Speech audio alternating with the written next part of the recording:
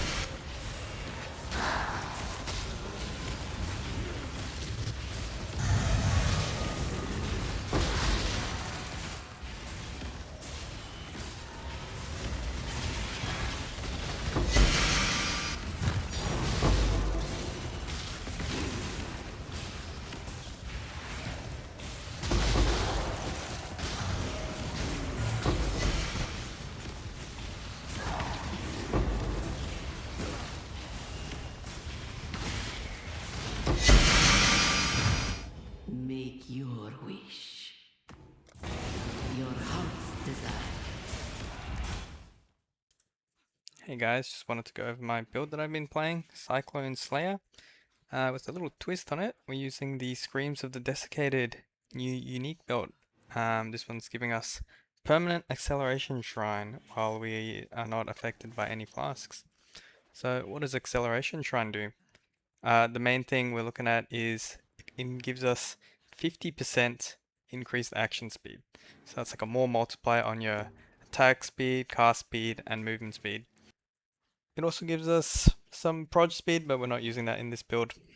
And we also have a second mod, Replenishing Shrine, that gives us at base regen 6.6% of life per second, I believe, and 200% increased mana regeneration rate. We don't really need that mod for this build, but it does help keep our tincture uptime up and gives us a bit more recovery and lets us do some cool thing with the Animate Guardian, which I'll go into a bit later. So first of all, just going into the downside, we only get the shrine buffs when we're affected by no flasks. So we're using all instant recovery flasks here. So since they're instant, they don't count against the downside of this. So just get a bit of free recovery, I guess. Can remove ignite and bleed, and then writhing jar creates a couple of worms for us to kill. So we can proc some on kill effects. So we can actually scale the effect of the shrine buffs we get from the belt using the Gull and the Blunderbore. These ones have been volatile Val orbed up. So normally on the Gull you only get 75% increased effect of shrine buffs. But this one's gone up to 86 and the Blunderbore's gone up to 80. So in total that is scaling us up to about 133% increased action speed on this build. Now I've gone with Cyclone for this build because when you're using Cyclone you can move and attack at the same time. So you really feel the benefit of that increased movement speed. We're getting effectively 300% movement speed in this build. Normally on a Cyclone build you get some less movement speed penalty when you're attacking or channeling the skill. Using Cyclone of Tumult here. This gives us 10% less movement speed per stage, and it's 5 stages. So you are going to be slowed down by like 50% normally.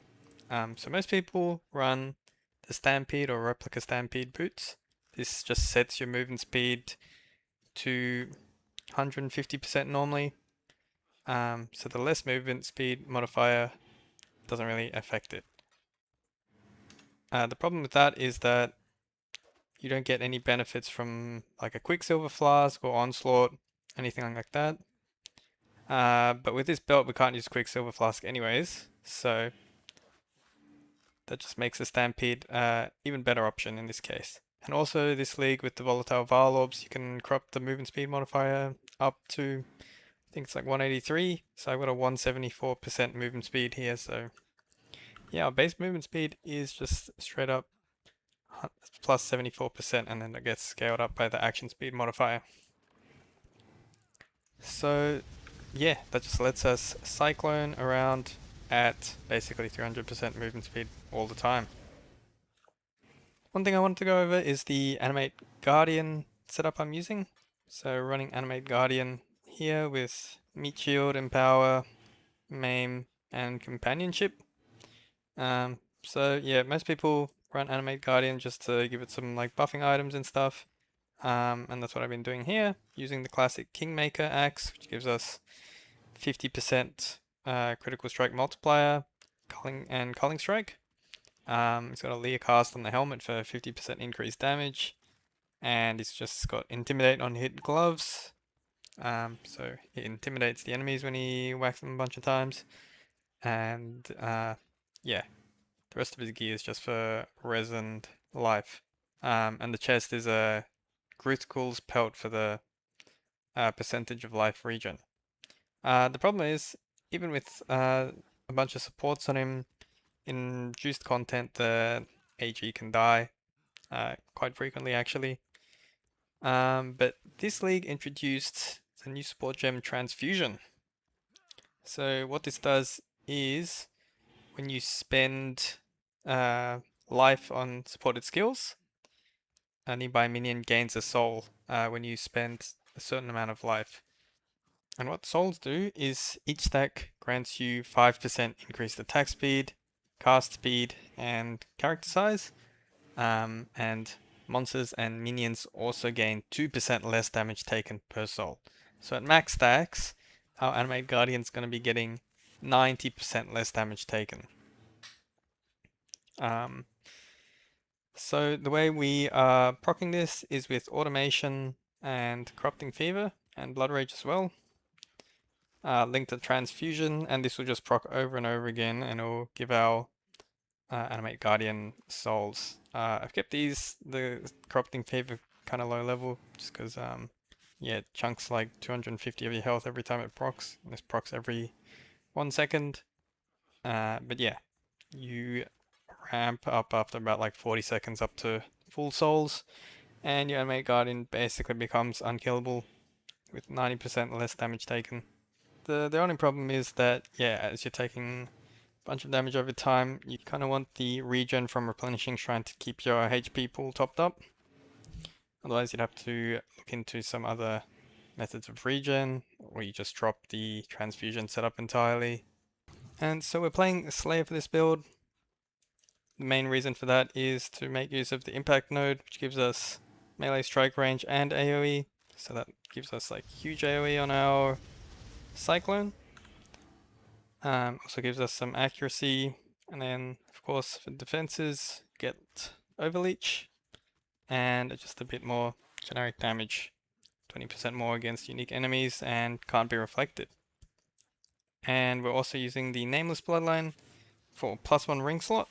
And this downside of utility flasks are disabled, doesn't affect us because we don't use utility flasks. And yeah, with the extra ring, actually all of the rings we're just using them to get a bunch of life and round out our resistances.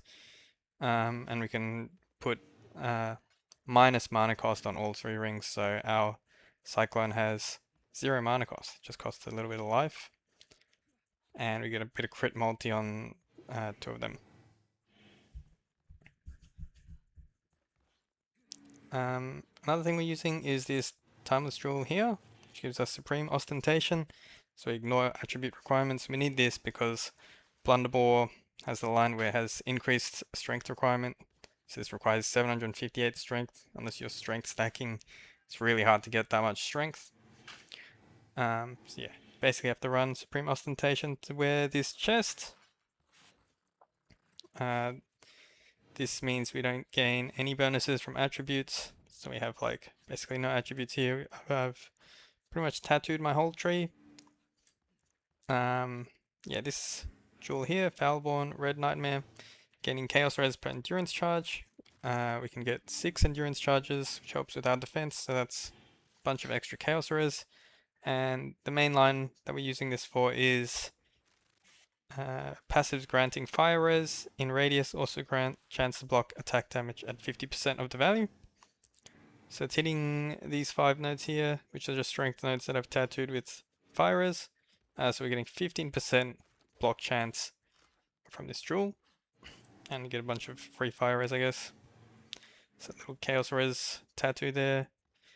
Some accuracy tattoos and mark effect tattoos. And then these are just all physical damage tattoos, and then I've got a bunch of block attack damage tattoos over here to help round out our block chance. So yeah, on this build we get 65 block. Also got an inspired learning here, the 4 nodes. Don't really need this, but it's nice to have when you're running juiced maps.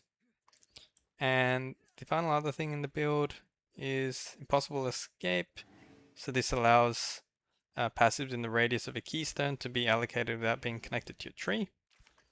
And we're using that around the Timeless Jewel because it gives a bunch of nice notable nodes, but yeah, the points leading up to it are useless. So with Impossible Escape, we're getting 12% attack block, 80% melee fizz damage, 40 crit multi, and this one's 80% melee fizz damage.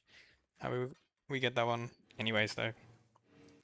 And then just got a light of meaning physical damage jewel here. So many passives around there. This is granting us like probably 100% increased phys damage or something like that. In terms of defense, yeah, as I mentioned, 65-65 attack block. Got a bunch of regen from the replenishing shrine, overleech from Slayer. We're also running Defiance of Destiny. This helps us mitigate a lot of small hits. We recover life before being hit by an enemy. Yeah, apart from that, Animate Guardian Companionship gives us a bit less damage. There's less damage while leeching from the Slayer node. And we also get Fortify from Overlord node here.